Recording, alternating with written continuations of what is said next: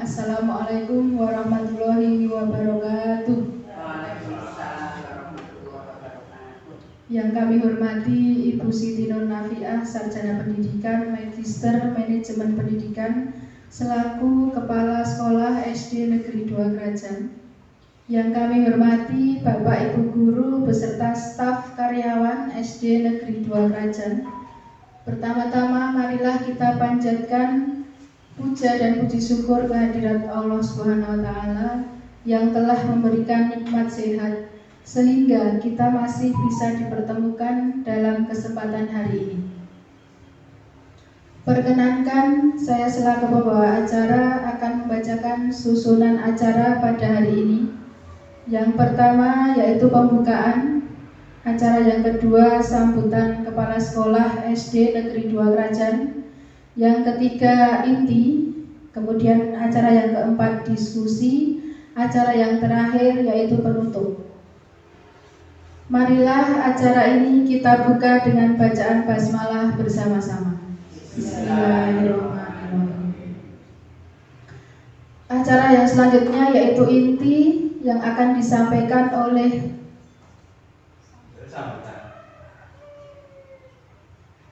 acara yang kedua yaitu sambutan dari Kepala Sekolah SD Negeri 2 Krajan kepada Ibu Siti Nur Nafiah. Kami persilakan.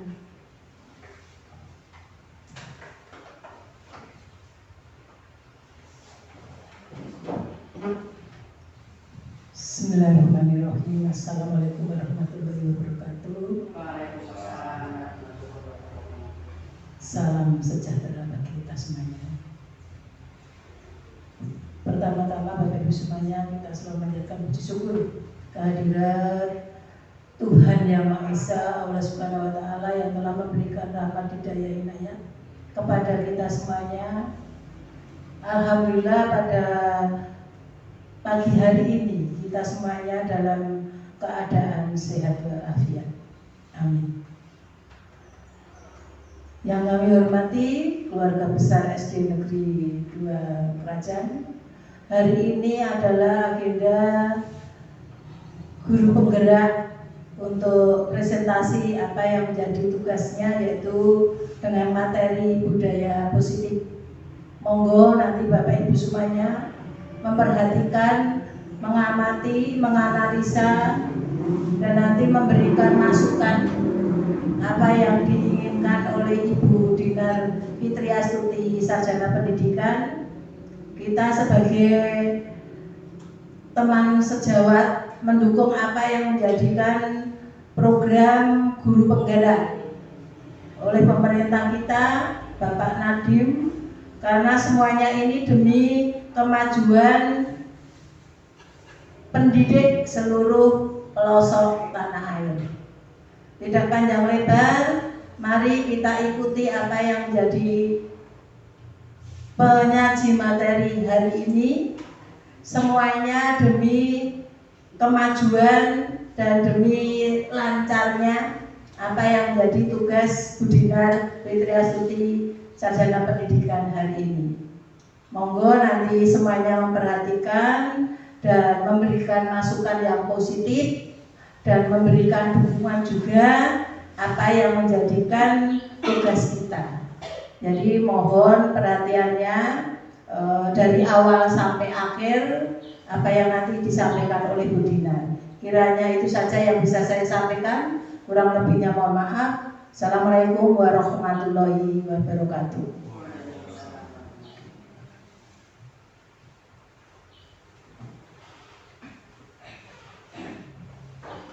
Acara selanjutnya yaitu inti yang akan disampaikan oleh Ibu Dinar Fitriastuti, Sarjana Pendidikan. Kepada beliau dipersilahkan.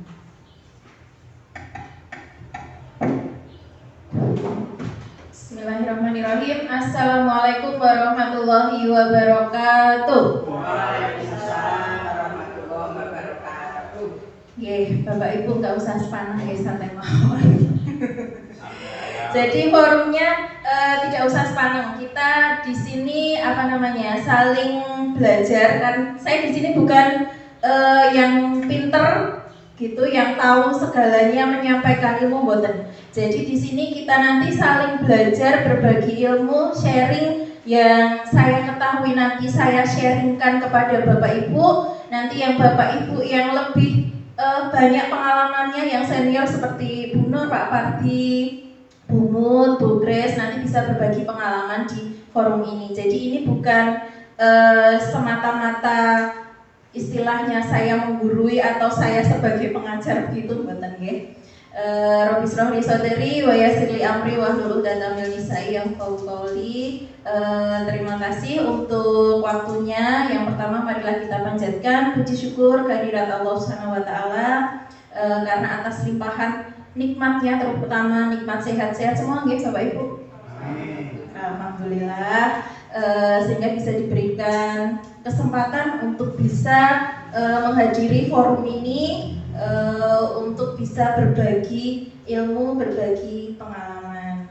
Ya, untuk selanjutnya di sini nanti saya akan mencoba untuk memaparkan pengetahuan atau wawasan yang sudah saya dapatkan selama mengikuti pendidikan guru penggerak. Ya, jadi semuanya sudah kenal, nggak perlu perkenalan lagi. Tapi sekilas mawon, jadi saya merupakan calon guru penggerak di angkatan ke-7 Kabupaten Klaten dari SD Negeri 2 Krajan.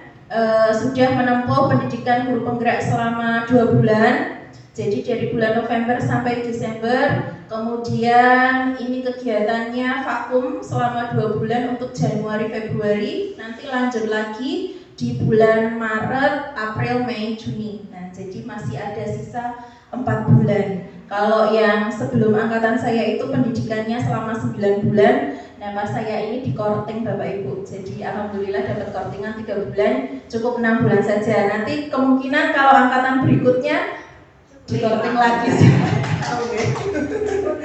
Nanti teman-teman yang lain bisa menyusul, Bu Ari, terus yang lainnya bisa menyusul untuk mengikuti pendidikan guru penggerak juga. Begitu. Itu sedikit saja. Bapak Ibu juga sudah perso, saya diamanai di kelas 6 menjadi wali kelas 6 begitu. Nah, apa yang ingin saya sampaikan di sini adalah tentang budaya positif gitu. Tapi sebelumnya kita ini dulu ya. Ingat salam sehat yang biasa saya perkenalkan kepada anak-anak. Ingat betul ya? Salam sehat gitu. Nanti kalau saya bilang salam sehat gitu, nanti Bapak Ibu gini, sehat, semangat, ceria gitu. Pose terbaik ya Pak Pardi? Iya. Oke, 1, 2, 3. Salam sehat, sehat, semangat, ceria. Oke, terima kasih. Oke. Kita sudah ice breaking ya untuk memfokuskan. Saya minta waktunya Bapak Ibu kurang lebih nanti sampai selesai. Kurang lebih sampai selesai. Ya. Bisa ya Pak Pardi? Aman? Aman. Alhamdulillah, terima kasih. Nah, sebelumnya sebagai seorang guru jadi nanti sebelum kita masuk ke materi, kita itu sebagai seorang guru, tenaga kependidikan, staf dan karyawan yang kita bergelut di dalam satuan pendidikan di sekolah.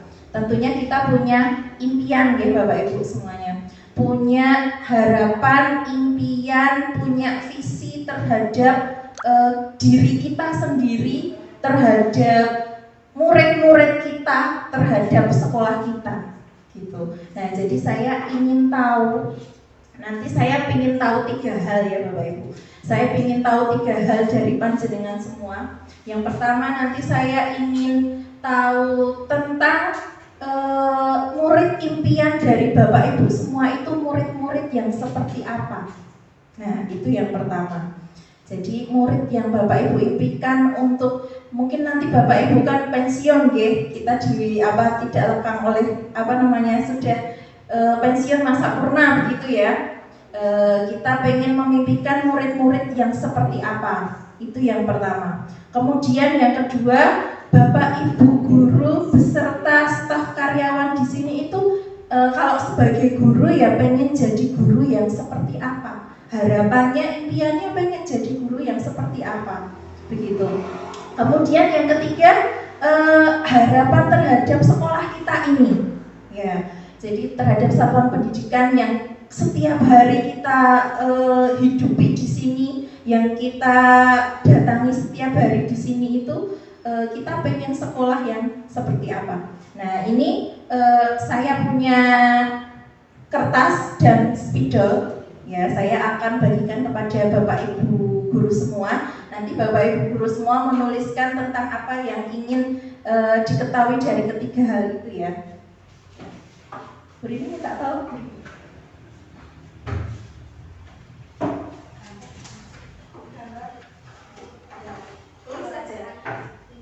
Ditulis aja, boleh kata kunci, jadi satu kata nggak apa-apa, jadi tidak perlu mengarang indah, nggih. Jadi cukup memimpikan murid yang seperti apa, apakah solih-solihah ataukah apa murid yang berprestasi atau terserah Bapak Ibu ingin yang murid yang seperti apa. Singkat saja, tidak perlu banyak-banyak. Iya, semuanya nulis, monggo Bu Ika. Tidak usah diberi identitas Bapak Ibu, santai saja. Santai saja. Jadi yang pertama tadi pengen murid yang seperti apa untuk masa depan. Murid impian Bapak Ibu itu murid yang seperti apa. Kemudian yang kedua, ingin menjadi guru atau tenaga pendidik atau staf karyawan yang seperti apa. Itu yang kedua. Terus yang ketiga, ingin satuan pendidikan kita ini, sekolah kita ini menjadi sekolah yang seperti apa. Harapannya Bapak Ibu itu sekolahnya menjadi sekolah yang seperti apa, begitu. Ayo Bu Uma, nggak usah terlalu mikir ya, seperti mikir negara.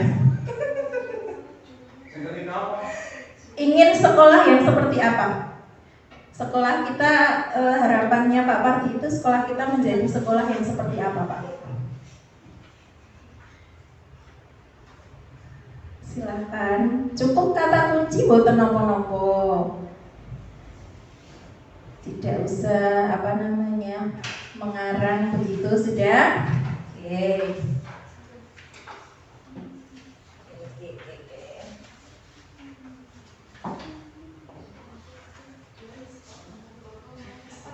Yang nomor 2 itu guru yang seperti apa Bu Nola?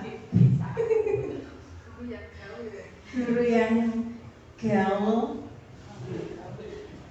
Bener ora. Ini tidak ada jawaban benar atau salah Bu Mut. Nggih. Dipek tapi mangke diwangsone nggih.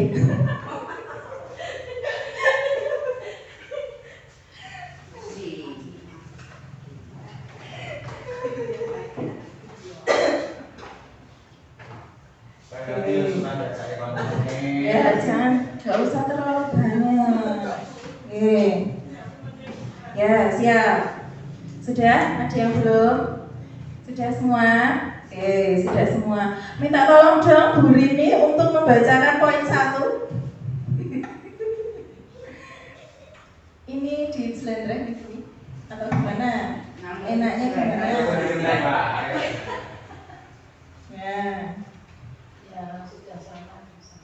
Untuk poin 1 tadi, harapan siswa seperti apa yang diinginkan atau dimimpikan oleh Bapak Ibu guru. Nah ini ada spidol warna merah. Jawabannya murid harapan yaitu cerdas, solutif, berakhlak mulia. Oke, cerdas, solutif, berakhlak mulia. Oke, lanjut. Kemudian untuk spidol warna ungu, murid impian saya anak-anak menjadi anak yang beriman, berakhlak, dan berprestasi. Bagus. Kemudian untuk spidol warna kuning, murid yang berguna bagi keluarga. Spidol hijau menginginkan murid yang berakhlak mulia, sopan santun, dan pintar.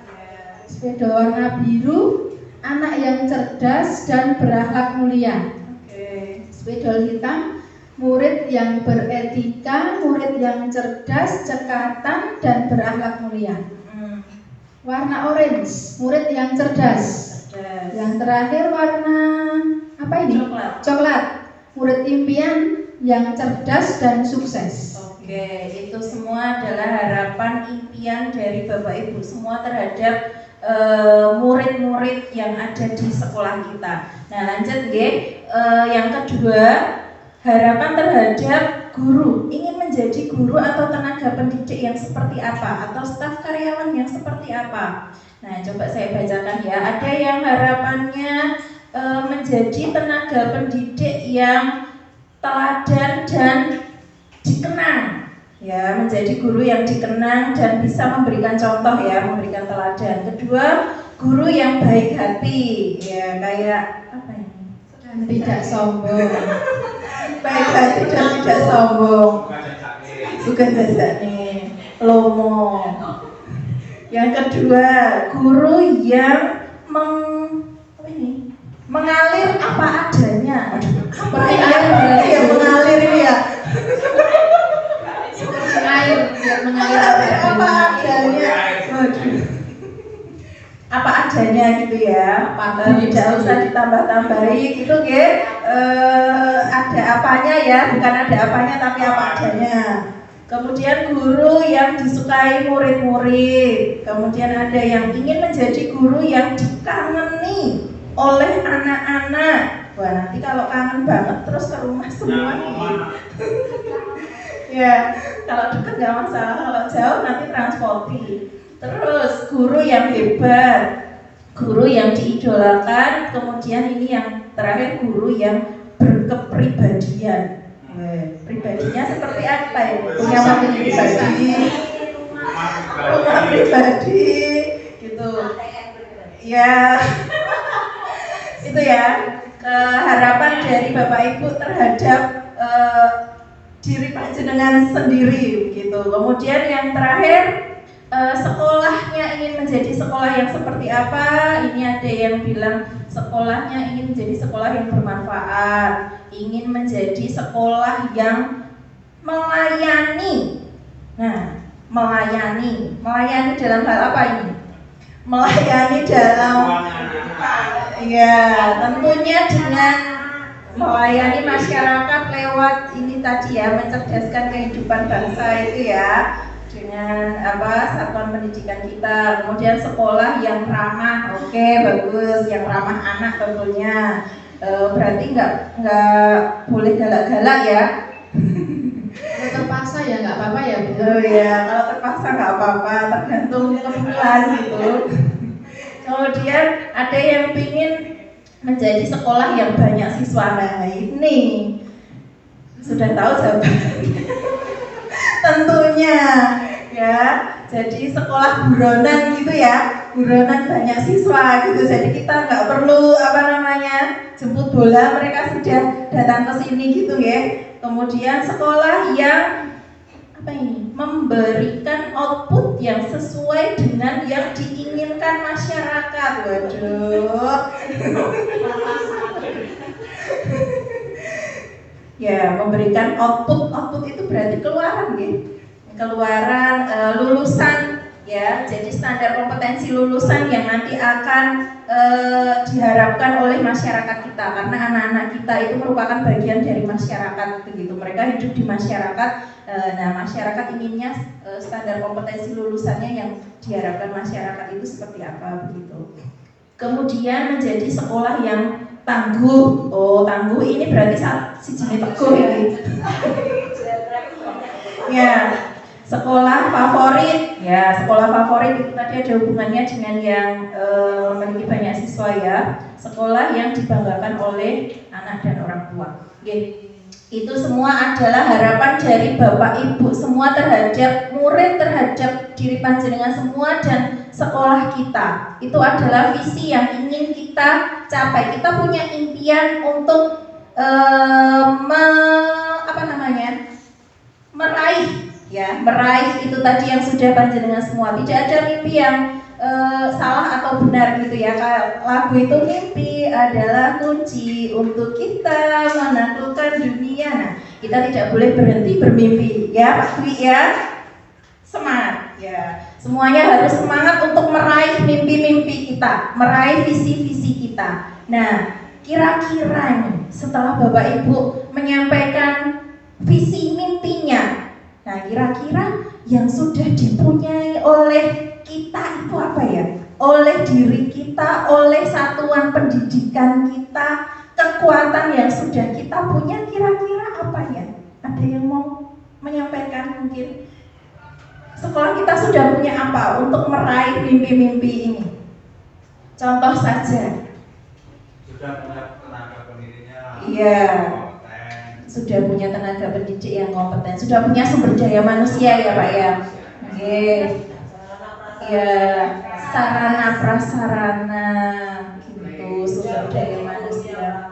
Iya, sudah punya guru lama yang punya pengalaman yang banyak begitu ya. Itu kekuatan dari yang sudah kita punya untuk mewujudkan visi itu. Nah, kita langsung masuk ke sini kaitannya dengan budaya positif. Jadi salah satu cara, salah satu upaya yang bisa kita lakukan untuk bisa meraih visi impian-impian tadi selain yang disampaikan Bapak Ibu tadi adalah melalui budaya positif gitu.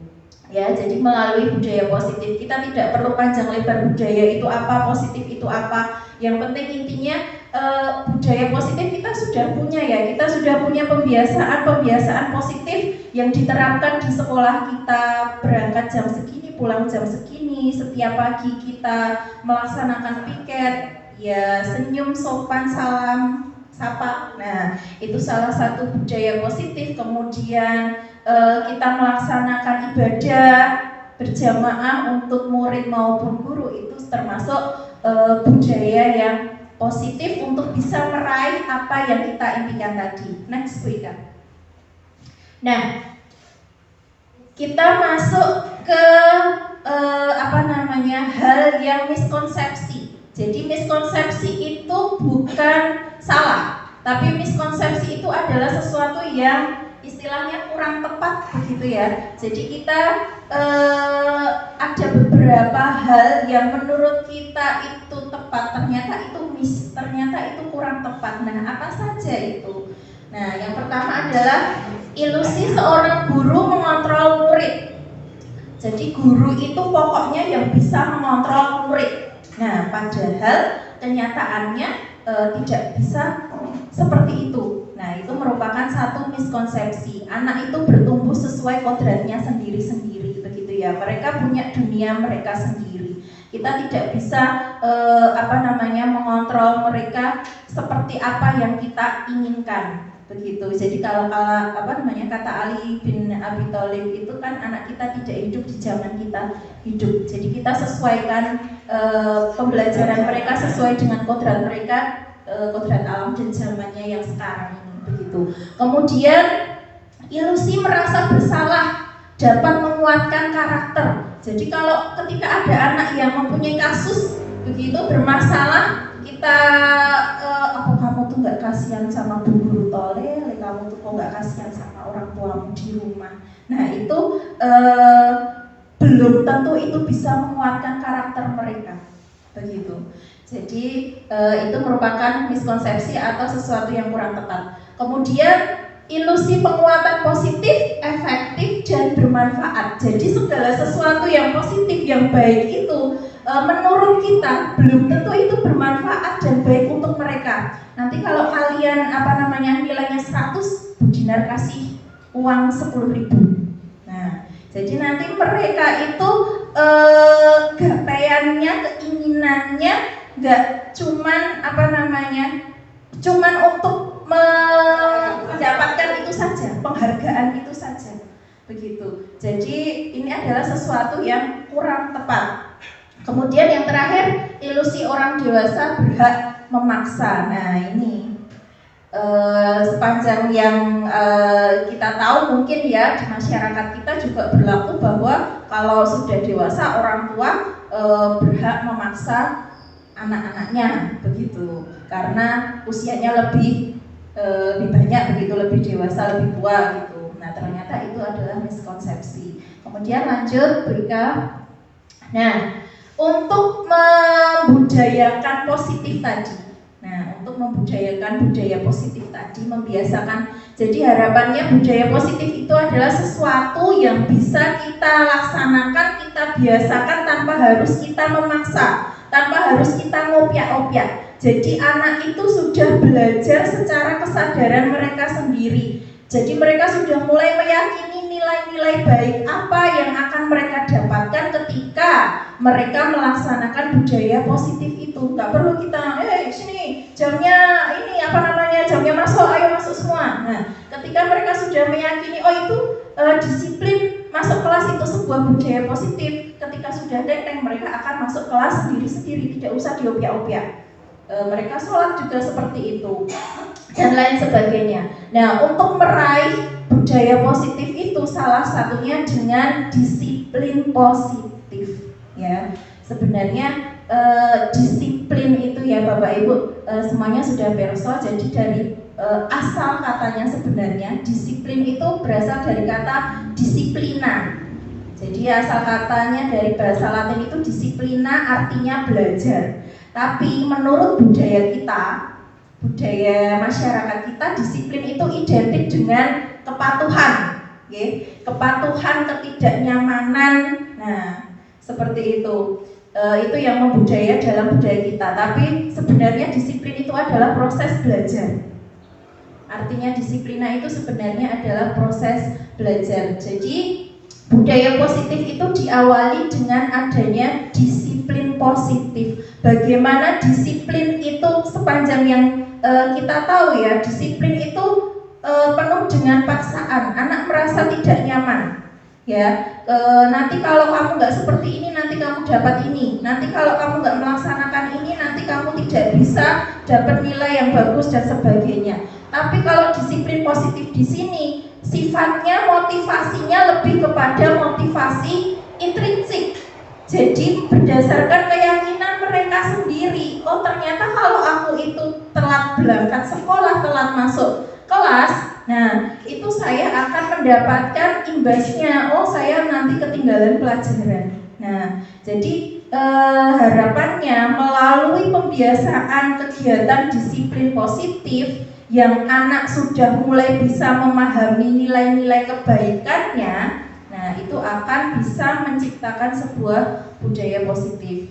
Lanjut Bu Ika.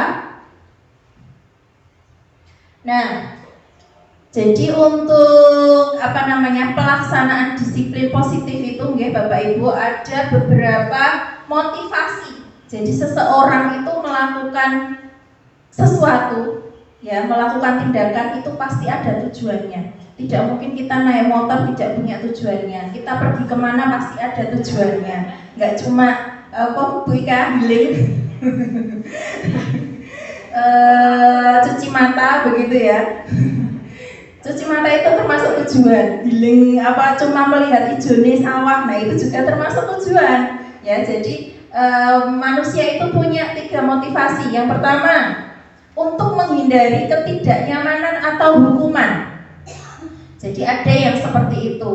Kalian anak-anak masyarakat memakai helm tujuannya supaya tidak kena tilang. Nah, supaya tidak tangkap polisi. Ya, supaya tidak kehujanan. Nah, itu yang pertama. Jadi untuk menghindari ketidaknyamanan atau hukuman. Jadi kita itu ketika saya melakukan ini, apa yang akan terjadi? Nah, itu kan berasal dari luar, dari eksternal, gitu ya. Jadi nanti kalau saya tidak pakai helm, saya ditangkap Pak polisi. Nah, itu kan dari eksternal, dari luar. Kemudian yang kedua, untuk mendapatkan imbalan atau penghargaan dari orang lain. Nanti kalau saya nilainya 100, saya nanti dapat hadiah buku dari guru. Nah, itu kan juga dari eksternal, dari luar, begitu. apa yang akan saya dapatkan ketika saya melakukan ini. Nah, itu motivasinya motivasi eksternal. Kemudian yang ketiga, untuk menjadi orang yang mereka inginkan sesuai nilai-nilai yang mereka percaya. Nah, ini adalah goalnya. Jadi tujuan dari disiplin positif ini adalah yang ketiga ini Bapak Ibu. Jadi motivasinya itu berasal dari motivasi internal dari mereka sendiri. Jadi mereka meyakini bahwa ini baik untuk saya, makanya saya melakukan ini. Nah, itu adalah goal atau tujuan dari pelaksanaan disiplin positif. Begitu. Kemudian lanjut. Nah, untuk pelaksanaan disiplin positif, salah satunya yang digunakan di satuan pendidikan kita tentang adanya peraturan kelas, ya. Kita selama ini mengenalnya sebagai peraturan kelas, ya Bapak Ibu. Kita belum sampai kepada keyakinan kelas. Nah, untuk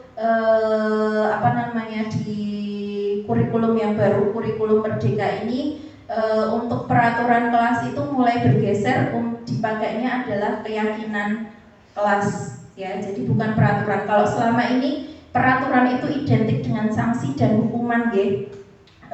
Ada ketika kita melakukan ini nanti sanksinya ini, hukumannya seperti ini. Nah, tapi kalau keyakinan kelas, keyakinan kelas itu merupakan sesuatu kolaborasi antara guru dan murid. Jadi kita berkolaborasi dengan murid untuk menciptakan keyakinan kelas di kelas kita sendiri-sendiri. Nanti harapannya setelah ini Bapak Ibu bisa membuat keyakinan kelasnya masing-masing. Jadi monggo nanti kalau yang belum ada, nggih, selama ini peraturan kita peraturan tidak tertulis, nggih. Ada juga kemarin saya lihat di perpus itu ada peraturan tertulisnya juga, gitu. Jadi nanti bisa Bapak Ibu di kelas membuat keyakinan kelas, karena keyakinan kelas antara kelas bawah dan kelas atas itu tidak bisa disamakan, jadi berbeda, gitu. Jadi terserah Bapak Ibu, monggo nanti bisa diawali dengan pembuatan keyakinan kelas,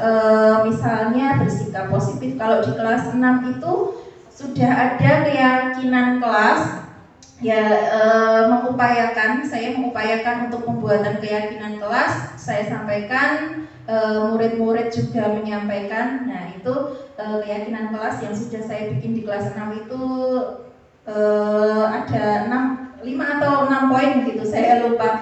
Berkata sopan, bersikap sopan, seperti itu, saling menghormati, dan kita membuat peraturan keyakinan kelas itu dengan bahasa yang positif begitu. Kemudian jadi yang kita upayakan yang pertama adalah pembuatan keyakinan kelas. Karena apa? Ketika keyakinan kelas itu sudah dibuat, nah ketika mereka melanggar, kita bisa mempertanyakan kepada mereka tentang keyakinan kelas yang sudah kita sepakati bersama. Nah, kalau keyakinan kelas ini sudah membudaya, sudah seragam, nanti akan menjadi keyakinan sekolah. Jadi keyakinan itu dalam satuan pendidikan itu ada 2. Jadi bisa keyakinan kelas itu diterapkan di kelas masing-masing, dan ada keyakinan sekolah. Keyakinan sekolah itu yang diyakini oleh seluruh warga sekolah, begitu. Lanjut, Bu Ika. Nah, gini. Lanjut ke hukuman, sanksi, dan restitusi. Jadi pelaksanaan disiplin positif dan adanya keyakinan kelas itu tidak semulus jalan tol, ya Bapak Ibu. Kita tidak bisa mengharapkan melalui keyakinan kelas ini terus anak menjadi tidak ada yang melanggar. Pelanggaran itu pasti ada, ya. Jadi semuanya itu pasti ada positif, ada dampaknya, begitu. Melalui keyakinan kelas, terus kelasnya anteng, aman, terkendali, enggak? Ya kan kelas 6 tiap hari. kelas 6. Nah, itu sudah dibuat keyakinan kelas itu. Nah, tapi ya tetap saja yang namanya hidup, nggih. Jadi kita tidak bisa memaksa mereka untuk pada jalurnya, begitu. Tetap aja ada kalanya keyakinan kelas itu dilanggar. Nah, ketika itu terjadi pelanggaran atau ketika terjadi hal yang tidak sesuai, biasanya yang memainkan adalah ini, hukuman, sanksi, dan restitusi. Mungkin kalau hukuman dan sanksi Bapak Ibu sudah tahu semua ya. Kalau restitusi apa ya? Gimana? Coba, kalau hukuman dan sanksi itu perbedaannya apa? Ada yang mungkin kita kalau hukuman atau sanksi gitu ya, itu menurut kita sama. Tapi ternyata kedua hal itu berbeda. Ya, bedanya di mana? Bedanya secara garis besar saja supaya tidak berlama-lama gitu. Kalau itu pasti pemulihan, kalau ya restitusi ada pemulihan. Kalau hukuman itu biasanya tidak nyambung dengan yang dilakukan oleh siswa. Biasanya gini, kalau contoh ada anak yang terlambat datang ke kelas, terlambat datang ke sekolah, kamu lari berapa putaran di lapangan, itu kan buat nyambung. Ya, anak nggak mengerjakan PR, kamu suruh mencuci motor ibu dulu. Nah, itu kan nggak nyambung. Itu hukuman seperti itu. Kalau sanksi itu nyambung dengan apa yang dilakukan, gitu. Sanksi atau konsekuensi. Nah, jadi nama lainnya sanksi itu adalah konsekuensi. Kalau anak itu tidak mengerjakan PR pada waktu pelajaran ini, ya kerjakan nanti pas istirahat, begitu. Kalau mereka menumpahkan air di meja, silakan bersihkan airnya. Nah, itu adalah sanksi atau konsekuensi. Nah, kalau restitusi, ya restitusi nanti kita bahas belakang ya. Kita lanjut dulu aja. Nanti kita goalnya ke sini. Kita lanjut dulu. Nah, ketika anak itu melakukan pelanggaran, ya, melakukan masalah, membuat masalah begitu. Sebenarnya anak itu tidak mampu memenuhi 5 kebutuhan dasarnya. Salah satu kebutuhan dasarnya. Jadi kebutuhan manusia itu ada 5 kebutuhan dasar manusia. Jadi kebutuhan bertahan hidup, ada kebutuhan cinta dan kasih sayang, kemudian kebutuhan kebebasan, kesenangan dan kekuasaan. Jadi ini adalah 5 kebutuhan dasar manusia. Nah, ketika anak itu melakukan pelanggaran, sebenarnya mereka itu tidak mampu memenuhi kebutuhan dasarnya. Gini, misalkan ada anak yang minta makanan temannya. Nah, kok kamu minta jajanan temanmu mbok ambil piye to Le? Lah aku ki ngeleh kok Bu, aku lapar. Nah, itu kebutuhan bertahan hidup seperti itu. Kok kamu iseng to jawili kancamu to? Lah aku pengen diperhatikan karo kuwi kok. Iya. Itu namanya kebutuhan untuk mencari perhatian, mencari cinta dan kasih sayang, ingin dikasih sayangi. Nah, itu kebutuhan yang kedua. Kemudian kebebasan. Kita mengekang mereka duduk di kursi, terus anaknya pengennya pelayon dan sebagainya. Nah, mereka kehilangan kebebasannya. Makanya mereka melakukan itu tadi, pelayon, membuat ulah dan sebagainya, karena kebutuhan dasarnya tidak terpenuhi. Begitu. Kemudian ya, kelas 1 aja. Kelas bawah ini ya, memang dunianya masih peralihan dari TK bermain itu. Kalau kita suruh duduk anteng gitu juga susah begitu. Terus kemudian kebutuhan kesenangan.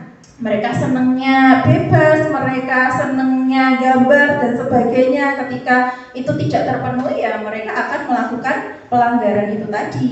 Dan yang terakhir adalah kekuasaan, ingin menguasai begitu. Itu adalah 5 kebutuhan dasar manusia yang perlu kita pahami, bahwa ketika anak kita melakukan pelanggaran terhadap keyakinan kelas dan disiplin positif itu tadi, karena kebutuhan dasarnya tidak terpenuhi. Kemudian lanjut. Nah, dalam memahami kebutuhan dasar permasalahan kasus terhadap anak, seorang guru itu mempunyai, bisa berperan menjadi 5 posisi kontrol. Ya, jadi 5 posisi kontrol seorang guru. Jadi ini sifatnya gimana ya, fleksibel gitu Bapak Ibu. Kita tidak bisa memposisikan diri di SD seperti ini, kemudian di SMP posisi kontrolnya sama, tidak bisa. Untuk kasus tertentu posisi kontrolnya juga berbeda begitu. Nah, ini posisi kontrol yang pertama yaitu sebagai penghukum. Misalnya gini Bu Rini telat. Rini, kenapa kamu terlambat? Maaf Bu, bangunnya kesiangan. Kok bangunnya kesiangan? Tadi malam bangun jam berapa? Jam 10 karena nonton bola. Nggak boleh itu alasannya macam-macam. Lain kali nggak boleh seperti itu. Nah. Itu posisi kontrol sebagai penghukum ya. Jadi dia itu nadanya tinggi, membentak, melotot, itu biasanya menunjuk-nunjuk. Itu identik dengan posisi kontrol sebagai penghukum seperti itu. Kemudian posisi kontrolnya ketika membuat orang merasa bersalah. Nah, contoh lagi ya Bu ya. Nggak apa-apa ya, kita main acting ya. Kamu kenapa? Kok terlambat datang ke sekolah? Bu, tadi malam itu nonton TV sampai larut malam Bu, terus bangunnya kesiangan. Nah, kamu itu apa nggak kasihan toh? Bunda Raja dari jauh-jauh sudah kesini loh, nggak pernah terlambat. Apa kamu nggak kasihan sama orang tuamu udah kerja? Besok tidak diulangi. Merasa bersalah. Ya, jadi ini adalah posisi guru sebagai pembuat anak itu membuat bersalah begitu ya. Kok ya wong tua wis kerja nanti direwangi banting tulang koyo ngene iki, kok aku yo tangane kawanan. Nah, itu membuat orang merasa bersalah. Kemudian yang ketiga sebagai teman. Jadi sebagai teman itu ora apa-apa. Sesuk ora apa-apa ya. Ora apa-apa kowe iki arep telat ora apa-apa, sekarang bujinan santai wae. Bu pisan Dek Bu. Ora apa-apa santai wae. Gitu. Jadi kalau sebagai teman itu sebenarnya ada dampak positif dan negatifnya ya Bapak Ibu. Kalau pengalaman di sekolah swasta itu karena full day, nah biasanya ini biasanya terjadi di sekolah swasta karena full day, jadi hubungan antara guru dan murid itu kayak hubungan teman. Hubungan teman sebaya. Yang pertama mungkin kedekatan emosinya itu bagus ya, positif antara guru dan murid. Tapi juga ada dampak negatifnya. Jadi rasa hormat menghargai murid dengan gurunya menjadi kurang, gitu ya. Itu sebagai teman. Kemudian sebagai monitor atau pemantau. Nah ini biasanya posisi kontrol ini kita kembalikan kepada peraturan yang ada di kelas. Itu maksudnya sebagai monitor atau pemantau. Jadi kok kamu terlambat? Ini karena saya tadi bannya bocor Bu. Kamu tahu nggak peraturan kelasnya kalau bannya kalau datang terlambat itu gimana? Sanksinya apa? Hukumannya apa? Keyakinan kelasnya bagaimana? Gitu. Nah itu dikembalikan kepada peraturan kelas. Nah yang selanjutnya yang terakhir adalah posisi kontrol sebagai manajer. Jadi ini yang kita harapkan sebagai posisi kontrol yang kita terapkan ketika anak kita itu membuat masalah atau melanggar itu tadi keyakinan kelas. Jadi kita memberikan pertanyaan-pertanyaan kepada mereka, merangkul mereka, bagaimana mereka bisa menyampaikan solusi sendiri atas masalahnya sendiri. Nah, itu merupakan fungsi guru sebagai manajer seperti itu. Jadi kita kembalikan mereka ke dalam kelompok mereka dengan identitas karakter yang lebih kuat begitu. Itu adalah fungsi sebagai seorang manajer itu seperti itu. Jadi ketika mereka membuat pelanggaran, kita tanya kira-kira solusinya seperti apa? Apa yang bisa kamu lakukan supaya kemarin itu tidak terjadi lagi, solusinya seperti apa? Jadi mereka memikirkan sendiri supaya itu lebih tertanam gitu. Ketika mereka sudah bisa mensolusikan sendiri, mencari solusi sendiri, ya, jadi mereka lebih tertanam gitu. Kemudian lanjut Wika, ini tadi ya, langsung saja ini tadi sudah. Nah, kita masuk ke restitusi. Nggak kelihatan Bu Uma, ya. Jadi untuk melakukan, jadi restitusi itu Bapak Ibu, ketika ada pelanggaran, ketika ada siswa itu membuat kesalahan, harapannya, jadi harapannya, tadi kan ada hukuman, ada sanksi, ada restitusi. Harapannya kita restitusi dulu mereka. Setelah tidak bisa direstitusi, baru kita sampai di sanksi dan hukuman. Kalau bisa tidak usah sampai di hukuman atau sanksi, ya. Jadi biasanya restitusi itu 3 kali restitusi. Kalau itu sudah tidak berhasil, ya apa boleh buat. Jadi nanti tergantung kasusnya, begitu. Karena tidak bisa kenakalan atau pelanggaran anak SMP atau SMA itu kan lebih ngeri ya sebenarnya itu. Jadi untuk posisi kontrol tadi juga disesuaikan dengan kasusnya, dengan peserta didiknya umurnya seberapa. Nah, untuk melakukan restitusi, jadi restitusi itu adalah mengkondisikan, menciptakan kondisi di mana anak tadi yang berbuat kesalahan itu bisa kembali ke kelompoknya sendiri, Bapak Ibu. Jadi mereka bisa mencari solusi dan kembali ke kelompoknya sendiri dengan karakter yang lebih kuat. Jadi kita tidak menghakimi, begitu. Itu adalah restitusi. Nah, tahapannya seperti apa? Tahapan restitusi itu dikenal dengan dengan segitiga restitusi. Ya, ada 3 poin ketika kita akan melakukan restitusi, pengembalian identitas mereka ke kelompok mereka dengan karakter yang lebih kuat. Ini bahasa gampangnya adalah melakukan bimbingan ya. Kalau selama ini kita lakukan ketika ada siswa yang bermasalah, kita melakukan bimbingan. Nah, sebenarnya kita sudah melakukan restitusi. Nah, untuk tahapannya mungkin kita yang lewat ini ya, pendidikan guru penggerak ini saya jadi tahu ternyata kalau melakukan restitusi atau bimbingan itu ternyata ada tahapannya, begitu. Nah, tahapannya apa saja? Yang pertama adalah menstabilkan identitasnya. Orang dalam kondisi bersalah, marah, sedih, takut. Nah, itu kan kalau otak gini ya, kita hubungannya begini, otak manusia itu kan ada otak reptil, otak tengah, ada otak bagian luar, otak mamalia gitu ya.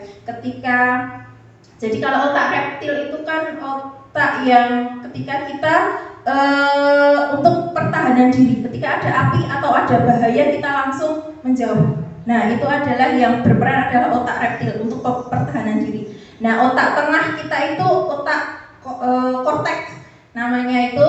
Nah, itu ada korteks bagian bawah, ada korteks bagian atas. Korteks bagian bawah itu adalah kayak sifat sedih, marah, takut. Nah, seperti itu. Kemudian otak bagian atas itu otak senang, nyaman, tenang. Nah, kemudian otak yang bagian paling atas, otak manusia bagian atas namanya otak mamalia gitu.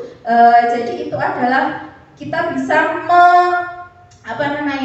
memasuki bahasanya, memasuki, memberikan nasihat, mempengaruhi mereka. Nah, ketika kita ingin mempengaruhi mereka, kita akan bisa melakukannya ketika kondisi emosi seseorang itu berada di otak yang paling atas, di otak mamalia itu.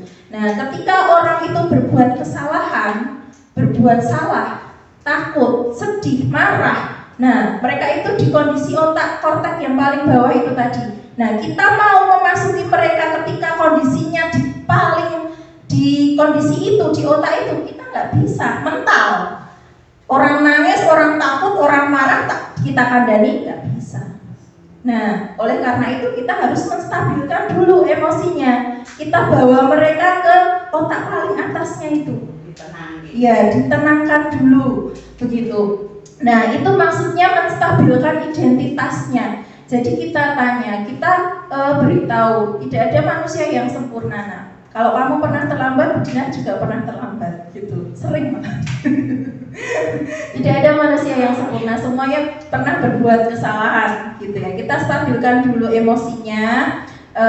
Setelah itu baru kita masuk ke yang kedua, yaitu validasi tindakan yang salah. Jadi yang pertama tadi adalah menstabilkan identitas dulu, membuat anak itu tenang. Kemudian yang kedua, validasi tindakan salah. Kita menyampaikan kira-kira yang kamu lakukan ini salah apa benar, gitu. Kalau mereka sudah meyakini ini salah, Bu. Nah, Kalau sudah mereka menyadari bahwa dirinya bersalah, nah itu kita langsung ke tahap yang ketiga, menanyakan keyakinan kelasnya.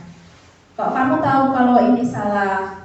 Keyakinan kamu di kelas punya keyakinan kelas ya. Keyakinan kelas yang mana yang sudah kamu langgar?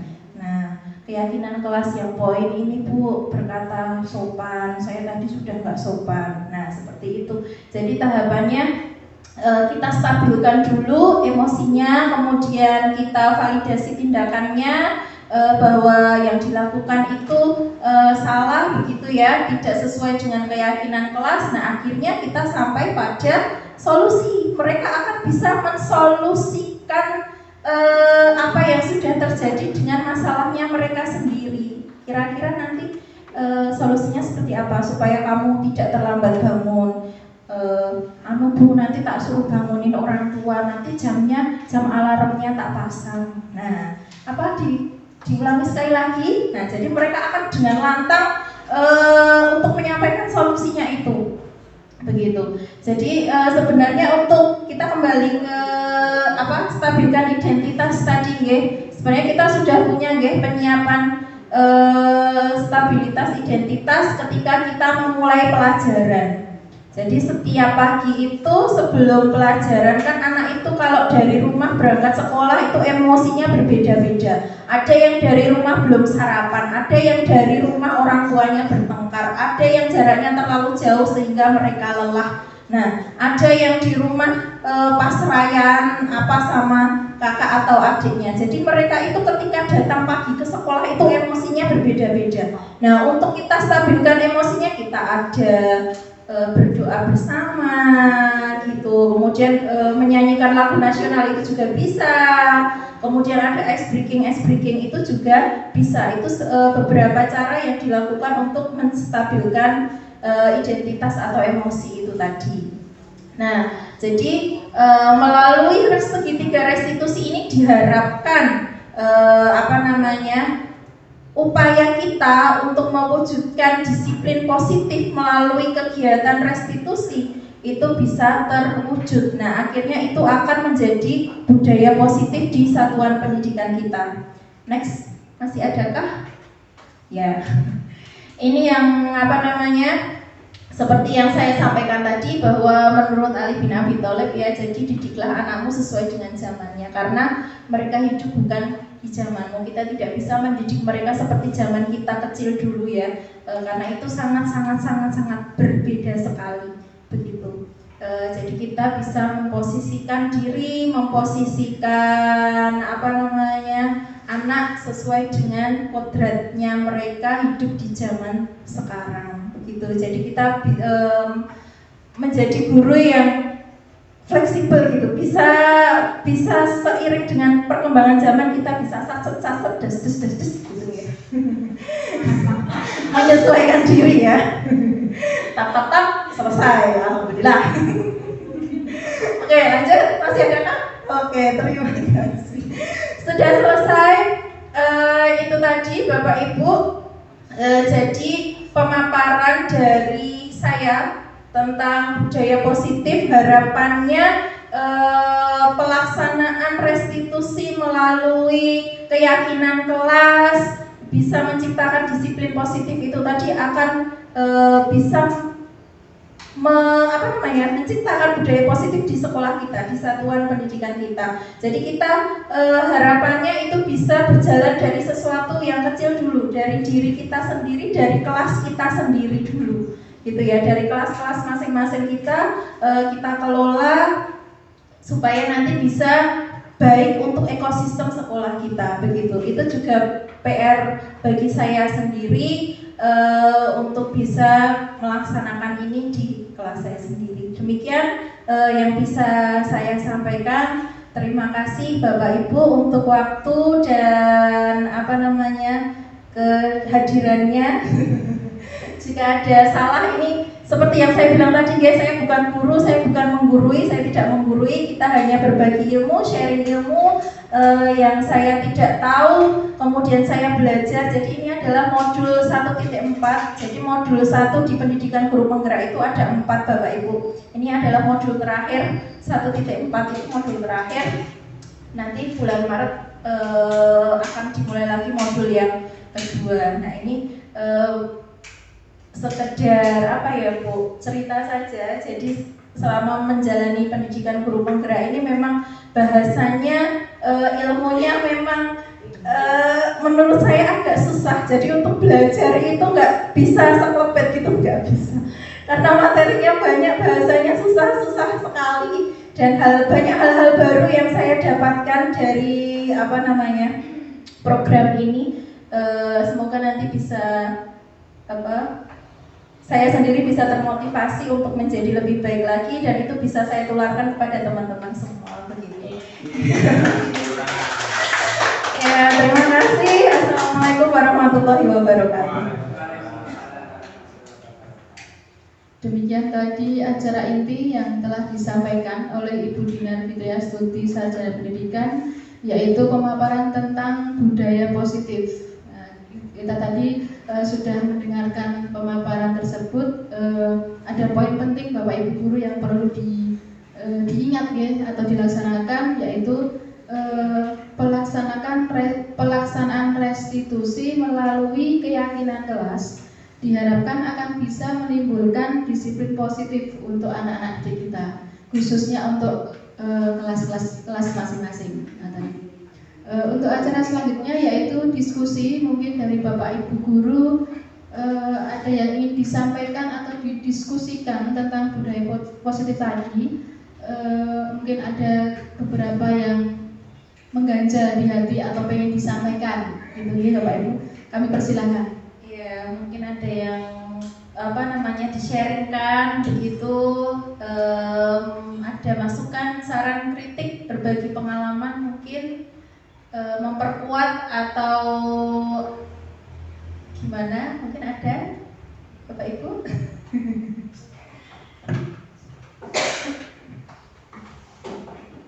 Bismillahirrahmanirrahim. Terima kasih atas waktunya.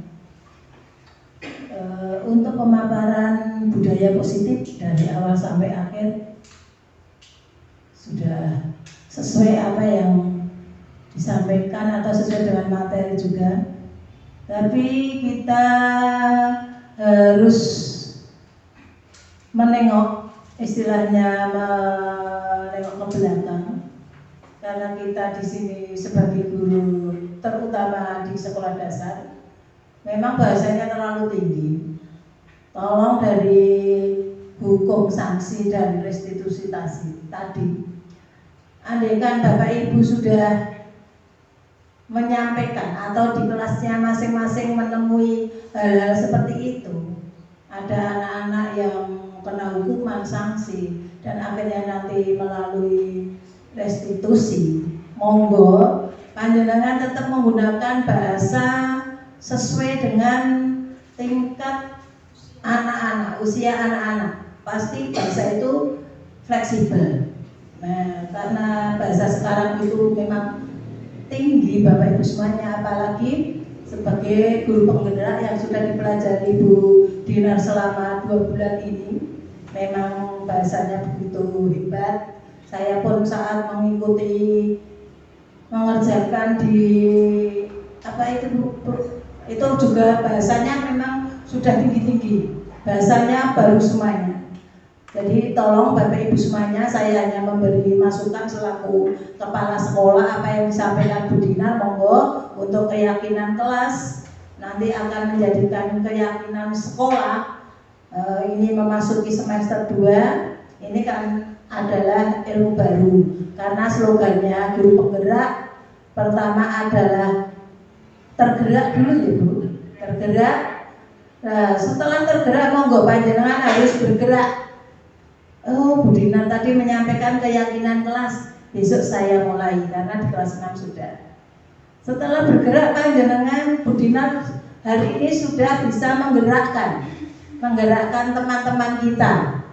Walaupun baru dalam penyampaian materi budaya positif ini, berarti Bu Dinar sudah mengendalikan teman-teman sejawat. Nanti monggo panjenengan, saya nanti akan mengambil sebagai kepala sekolah menjadi keyakinan sekolah. Tadi sampaikan Bu Dinar adalah kalau keyakinan kelas itu kolaborasi antara siswa dan guru, nanti keyakinan sekolah pasti dari siswa, guru, kepala sekolah dan semua warga di sekolah ini. Mungkin nanti kita jauh ke depannya pasti ada stakeholder yang ada di dalamnya, wali murid, komite, orang-orang yang bisa untuk berpikir positif demi kemajuan SD Negeri 2 Kerajaan ini. Kenapa tadi saya memilih tangguh sekolah? Tangguh itu nanti kuat, kokoh dalam hal apapun, kokoh gurunya, jadi guru yang hebat, jadi murid yang cerdas lahir batin. Nah itu monggo masukan dari saya. Terima kasih Bu Dinar, panjenengan sudah menyampaikan ilmu baru di sini. Dari segitiga tadi yang perlu panjenengan, walaupun panjenengan sudah melaksanakan dalam hukuman sanksi restitusi itu secara tidak sadar saat panjenengan melalui bimbingan konseling anak-anak yang mempunyai masalah. Alhamdulillah di SD Negeri 2 Kerajaan semuanya bisa teratasi andaikan ada anak-anak yang melanggar. Karena apa? Karena panjenengan semuanya adalah guru-guru yang hebat di sini, guru-guru yang ramah, guru-guru yang bisa merangkul dari tadi. Ada yang sebagai teman, walaupun tadi disampaikan Bu Dinar kalau di swasta nanti kadang dengan yang sepuh itu ya kurang istilahnya sedikit menghargai, karena apa? Dianggap sebagai teman sebaya.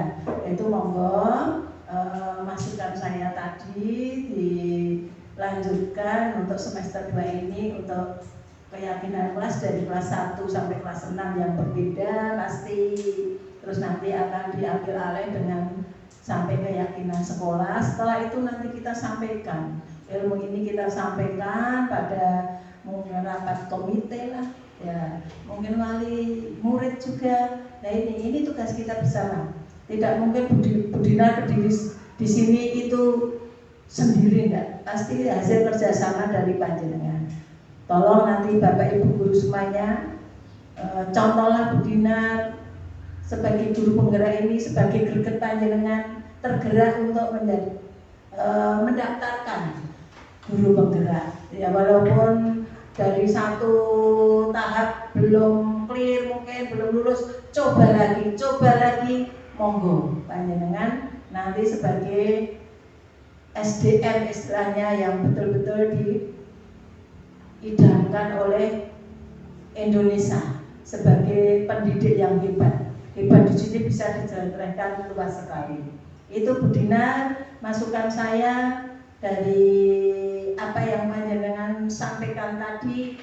Didiklah siswa sesuai dengan zamannya tanpa hukuman istilahnya. Jangan sampai harus semuanya istilahnya linear istilahnya ya, sesuai dengan kebutuhan anak sekolah desa. Itu saja, kurang lebihnya mohon maaf. Assalamualaikum warahmatullahi wabarakatuh. Itu tadi harapan dan saran dari Ibu Siti Nur Nafiah. Mungkin ada Bapak Ibu guru yang lain, mungkin ada ingin menyampaikan unek-uneknya dari hasil paparan budaya positif tadi. Monggo Bapak Ibu. Galang itu kok galang.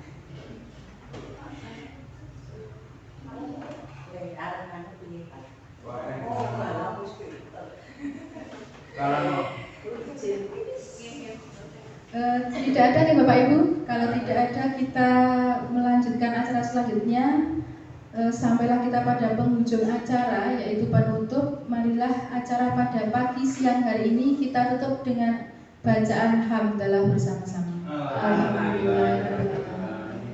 Saya selaku pembawa acara mungkin ada kesalahan, kekurangan, kekeliruan. Saya mohon maaf yang sebesar-besarnya. Demikian, wassalamualaikum warahmatullahi wabarakatuh.